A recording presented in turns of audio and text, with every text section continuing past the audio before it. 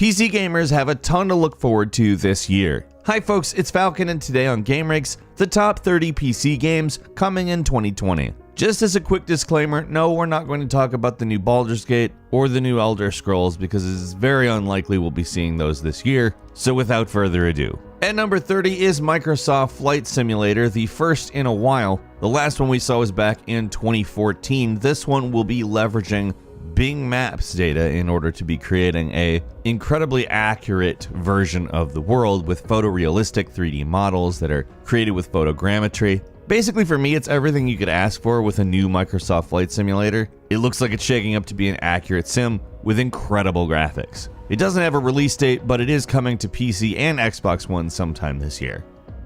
At number 29 is the Destroy All Humans remake, which I'm personally very excited for. Destroy All Humans is one of my favorite games of the last 20 years, to be frank. And it's also great, they're using all of the original voice acting, but completely new graphics. And it looks phenomenal. It looks exactly like you would want it to look. I don't know if you've ever played this game, but it's such a warped, goofy game that came out during a time when AA games, the kind of mid-tier games, were much more frequent and a lot more experimental. It's a game where you're essentially stealing DNA from humans to save your race. It's an outright silly concept, and the game itself is even sillier. I love it. I can't wait to play it again. It's hitting PC as well as all the consoles sometime either Q1 or Q2.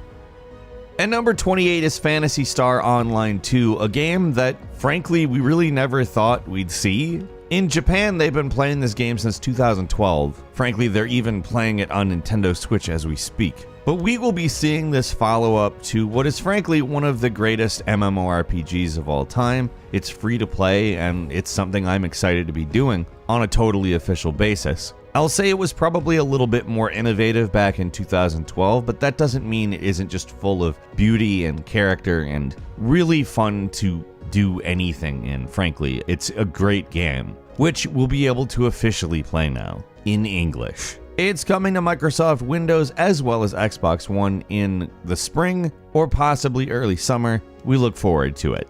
At number 27 is Wasteland 3, an upcoming RPG which was developed by inXile Entertainment. It's a squad-based RPG with turn-based combat, and if you're unfamiliar with Wasteland, it's basically the series that inspired Fallout. Some of the original Wasteland developers worked on the original Fallout. Honestly, this is probably going to be good. It's kind of an old-school Fallout-looking game. I'm ready for that. It's hitting May 19th.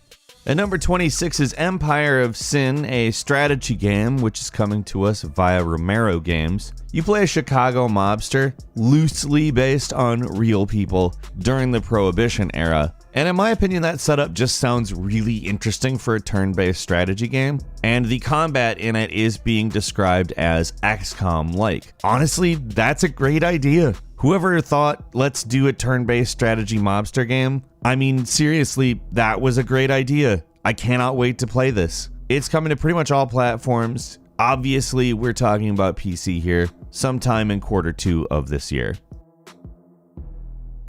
At number 25 is Senua's Saga Hellblade 2, which really looks to up the ante about every aspect of the game. I mean, we've really only seen an in-engine trailer that gave us some astounding looks at the kinds of rendering and animation we'll be seeing. We can only make the assumption that gameplay will be similar, although I have a feeling that the world itself will be significantly larger. The trailer we've been seeing looked like her hyping up a bunch of people to go to war. I'm personally really excited about this. I love the original Hellblade. I'm excited for this. It may launch with the new Xbox, but it is definitely coming to PC.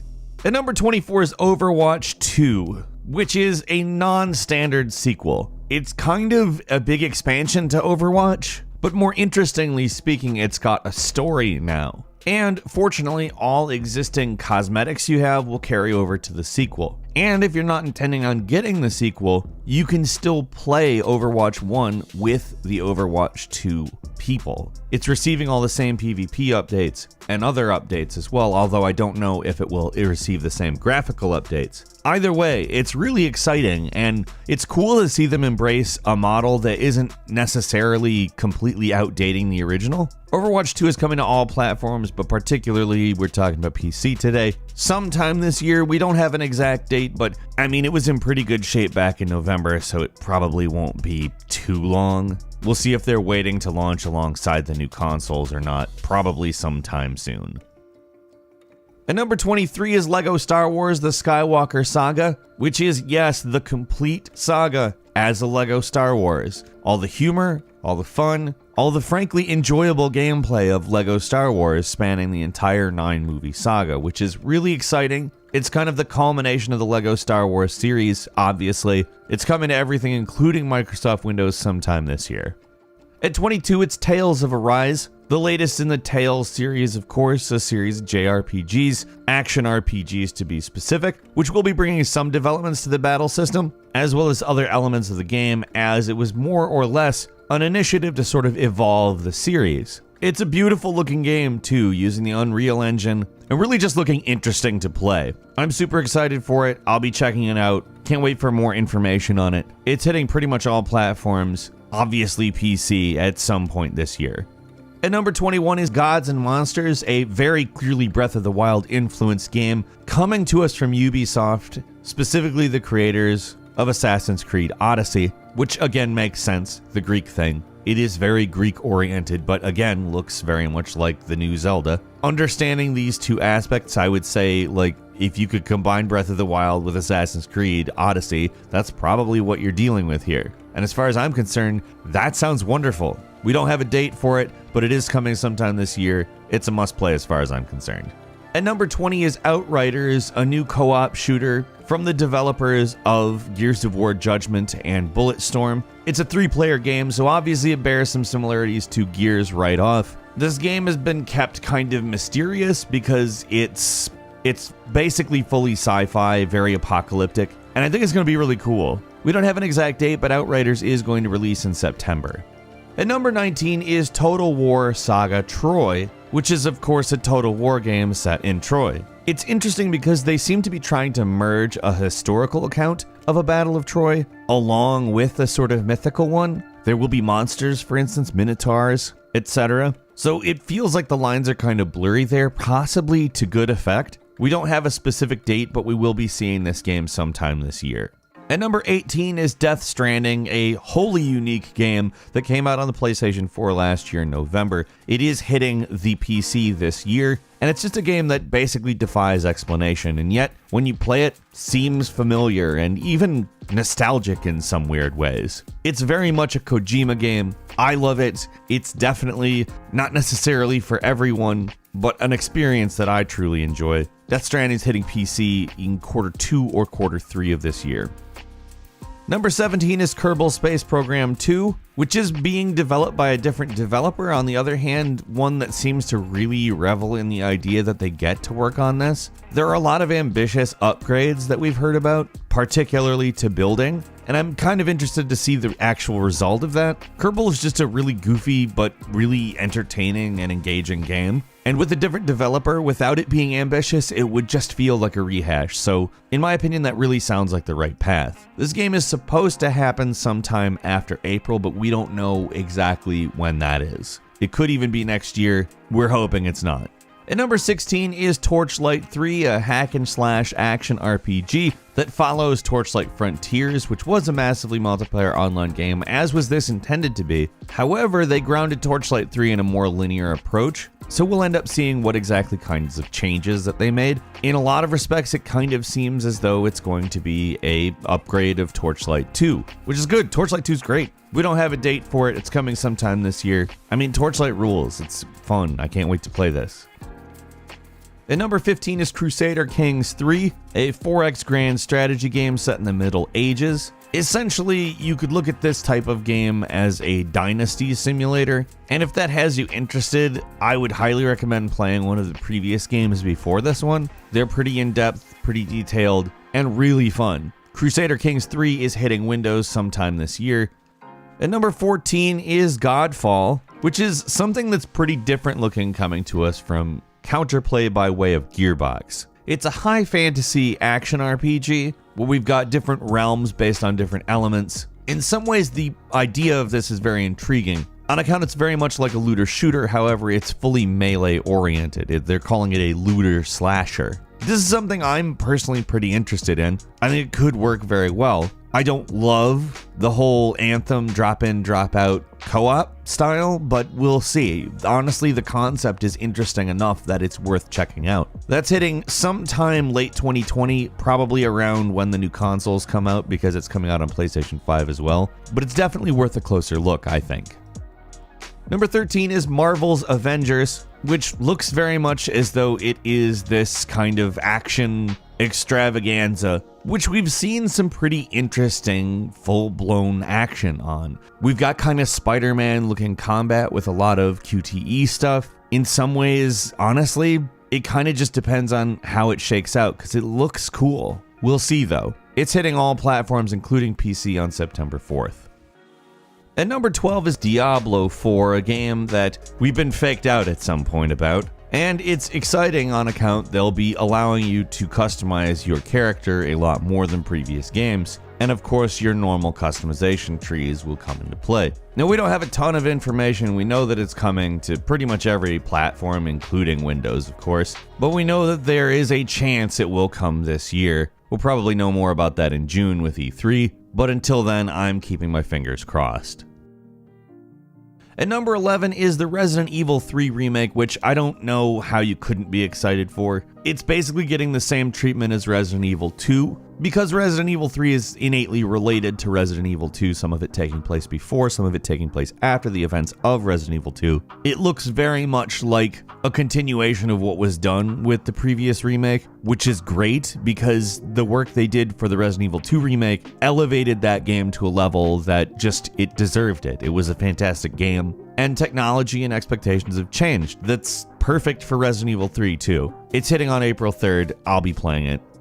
At number 10 is Halo Infinite. They've been developing this game since 2015, apparently, and everything we've seen of it really looks amazing. The game's built in a new engine called Slipspace, which they're pretty proud of. They've been talking about pretty often, and it's led to some speculation of various things. For instance, that the game is going to be open world, although it takes place on a Halo ring, so open world doesn't exactly mean open world. There's also a lot of speculation there may be a grappling hook in this game, which would not bother me in the least. I love grappling hook gameplay when it's done well. Halo Infinite is coming at some point this year. We don't know exactly when, but I'd guess it will coincide with the release of the new Xbox. At number 9, we've got Dying Light 2, which let's just go ahead and say we don't know exactly when it is coming out. But we do know that there's a lot more deep story-oriented elements that are blended into the mechanics of this game. That's probably the reason they've delayed it. However, it's still supposedly possible it's going to come out this year. And if you enjoyed the original Dying Light, that's a really good piece of news. There's apparently double the parkour, paragliders, grappling hooks, stuff that I'm just ready to play, and we have to wait. Still supposedly this year, though.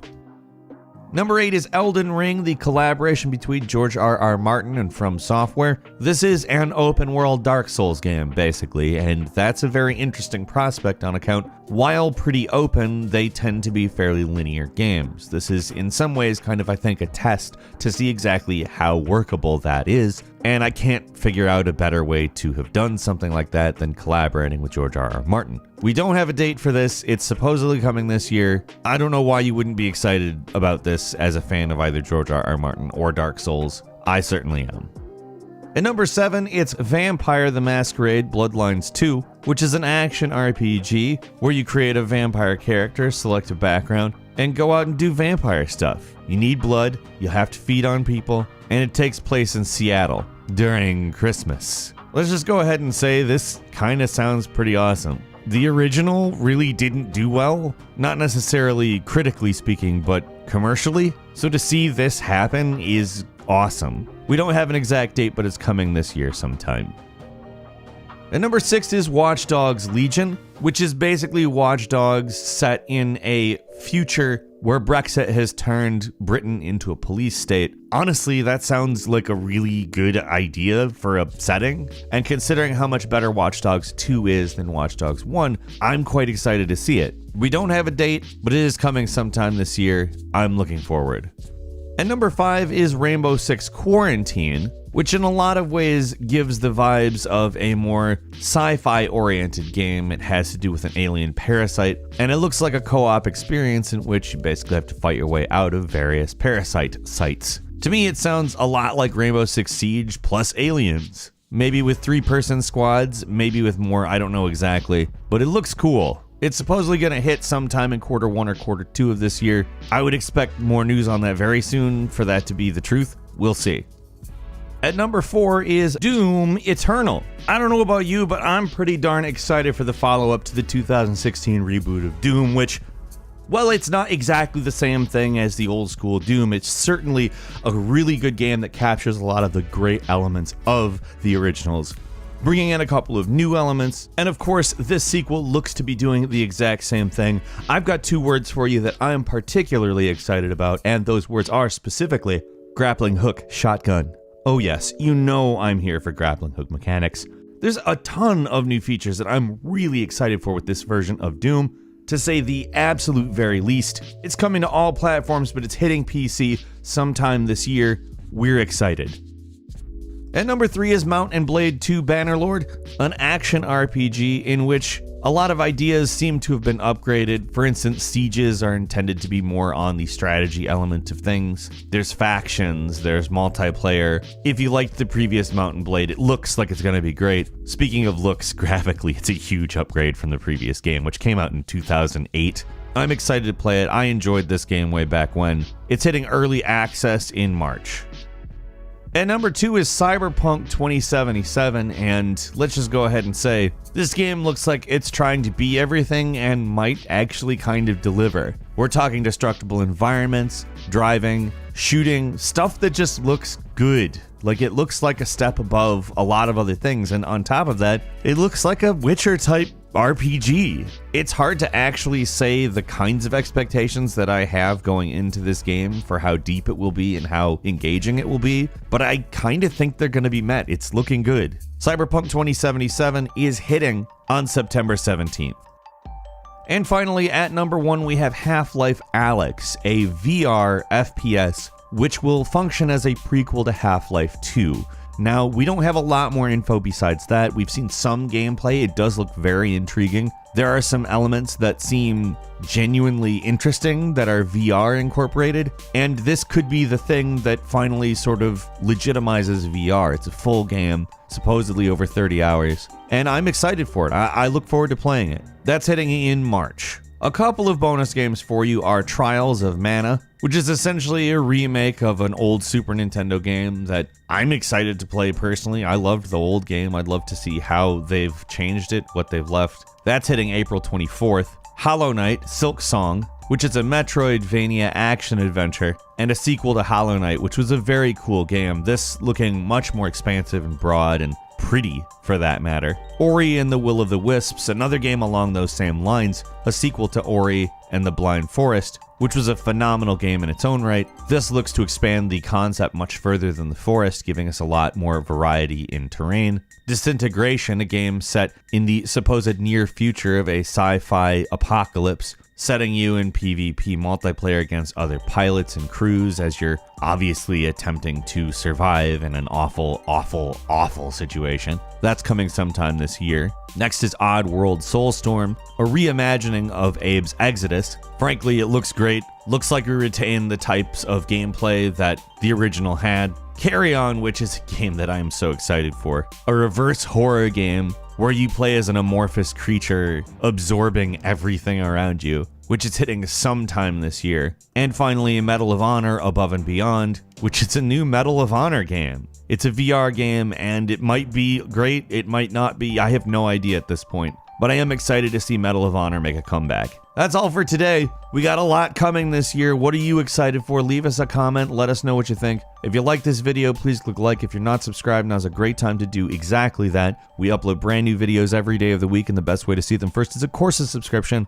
So click subscribe, and don't forget to enable all notifications. As always, we thank you very much for watching this video. I'm Falcon. You can follow me on Twitter at FalconTheHero, and we'll see you next time right here on GameRanks.